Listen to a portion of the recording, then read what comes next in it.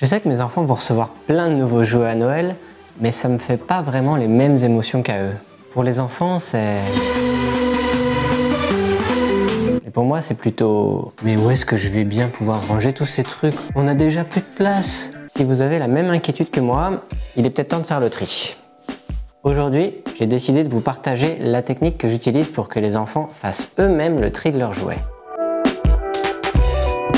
Je vais commencer par faire une aparté sur les tout petits parce que la méthode est évidemment pas la même avec les enfants qui ont 2 ans qu'avec ceux qui en ont 8. Pour les tout petits, c'est bien sûr aux parents de faire le tri. La méthode qui marche pas mal, c'est de prendre les jouets qui, d'après vous, ne conviennent plus à vos enfants et de les mettre dans un carton. Quelques mois plus tard, si votre enfant ne les a pas réclamés, vous pouvez vous en débarrasser. Mais dès que les enfants grandissent, on doit arrêter de désencombrer leurs affaires sans eux. Parce qu'un enfant qui se retrouve dépossédé de ses affaires sans l'avoir choisi, quand il grandira, il risque de se retrouver à protéger compulsivement ses affaires. C'est pas une tâche facile le désencombrement. Le fait de se séparer de ses affaires, c'est délicat pour les adultes comme pour les enfants. Mais j'ai trouvé une technique qui marche plutôt bien, en tout cas pour moi, vous me direz. J'appelle ça la méthode des 3 bacs. Vous pouvez prendre 3 cartons ou 3 sacs, ça marche pareil.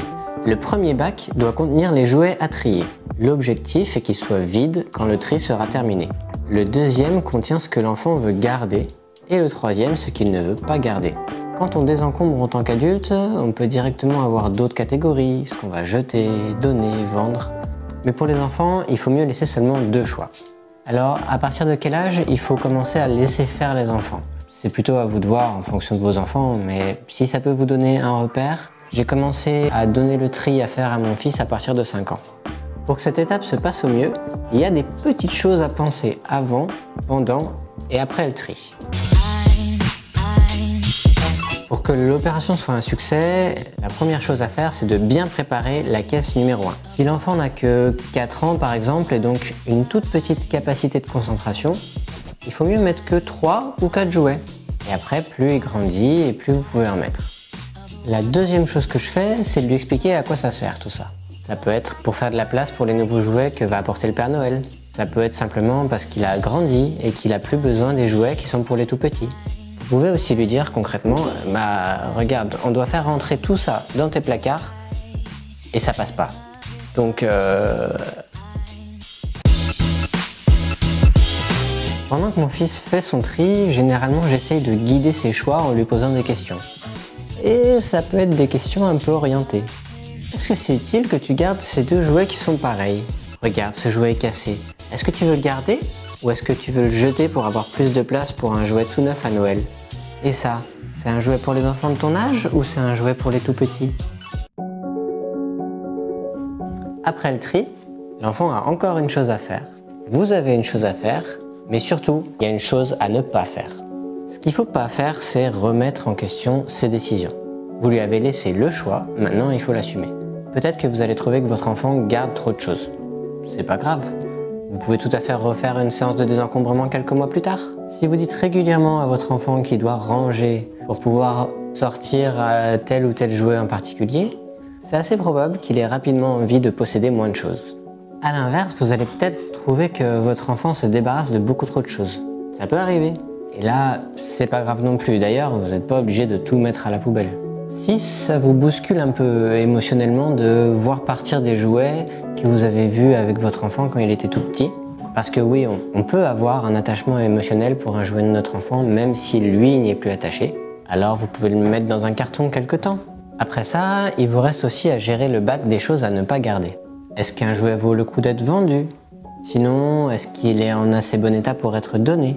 Ça, ce sont plutôt des décisions d'adultes. Vous pouvez éventuellement faire une autre catégorie des choses à garder pour vous ou à garder pour lui redonner quand il sera plus grand comme souvenir, mais il en faut pas trop.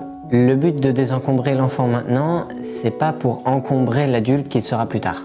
Pour finir, il reste seulement le bac numéro 2, et là, c'est à l'enfant de le faire.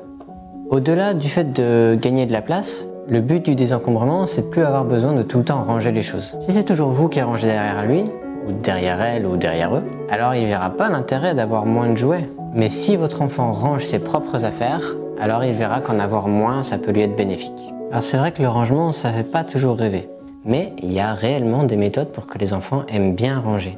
Je les ai résumés dans une vidéo et je vous mets le lien dans le coin par ici. Voilà, je vous ai donné cette méthode des 3 bacs que j'aime bien. Après, forcément, il ne faut pas l'utiliser pour tout et tout le temps. La maison Playmobil par exemple. Est-ce qu'il faut que je prenne tous les morceaux de la maison, que je les mette dans un bac et que je demande à mon fils de choisir lesquels il garde? Il va me dire Papa, c'est n'importe quoi. Pour ce genre de jouets en lot, il va falloir trouver d'autres méthodes. Il y a aussi le cas où les affaires appartiennent à plusieurs enfants. Comment est-ce qu'on fait pour qu'ils se mettent d'accord sur ce qu'ils veulent garder ou pas? Franchement, je sais pas trop. À la maison, j'ai un petit garçon et une adolescente et ils n'ont aucun jouet en commun. Si vous avez 2 enfants d'âge proche qui partagent leurs jouets, comment est-ce que vous feriez pour qu'ils s'entendent sur le tri? Je veux bien que vous me l'écriviez parce que déjà ça m'intéresse et ça peut aussi aider d'autres personnes qui passent sur cette vidéo à la recherche de conseils. Et une fois qu'on a fait de la place, on leur achète quoi aux enfants? Moi je sais pas trop, mais je connais quelqu'un qui a la réponse à cette question. Karine de la chaîne Cap Réussir a quelques idées de cadeaux sympas qui pourraient donner aux enfants un bon coup de pouce à l'école. Elle vous les présente dans cette vidéo que je vous recommande chaudement. Quant à nous, je vous dis à la prochaine et bon rangement!